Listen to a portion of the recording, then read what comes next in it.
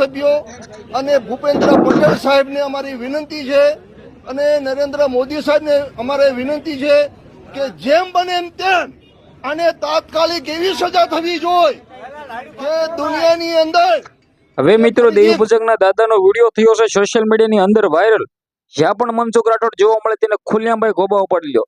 જે આ મિત્રો વાત કીધો ગુજરાતના મુખ્યમંત્રીથી લઈને મિત્રો વડાપ્રધાનને પણ મિત્રો કહેવામાં આવશે કે ભાઈ આ મનસુખ રાઠોડ દેવી દેવતાઓ વિશે જે ખરાબ ટિપ્પણી કરે છે તેને ખુલ્લેઆમ મિત્રો જાહેરની અંદર ભાઈ સૌથી મોટી સર્વિસ કરવામાં આવે અને મિત્રો આને ભાઈ એમ કીધો કડકમાં કડક સજા દેવામાં આવે.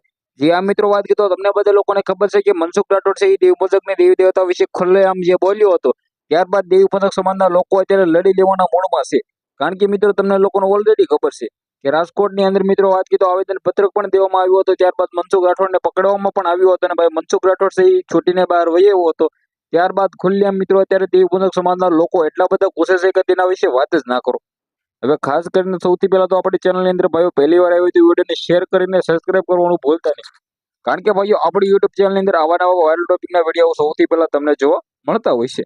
હવે મિત્રો તમને બધા લોકોને ઓલરેડી ખબર છે કે મનસુખ રાઠોડ આજ નહીં પરંતુ મિત્રો ઘણી વાર દેવી પૂજકની દેવી દેવતા વિશે ખરાબ ટિપ્પણી કરી છે અને કરતો પણ આવે છે.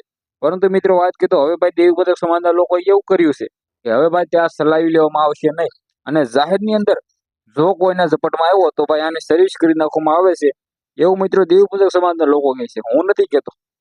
જ્યાં મિત્રો વાત કીધો કોઈ ઓઠી પણ ના લેવું મિત્રો આપણે આ મનસુખ રાઠોડને પણ કંઈ પણ કહેતા નથી ને મનસુખ રાઠોડ વિશે પણ આપણે ખોટું નથી કહેતા. પરંતુ ભાઈઓ આ તો સોશિયલ મીડિયાની અંદર જે વાયરલ છે તે ભાઈ તમારા સમક્ષ લાવ્યો છું. વિડીયોને શેર કરીને સબસ્ક્રાઇબ કરવાનું ભૂલતા નહીં.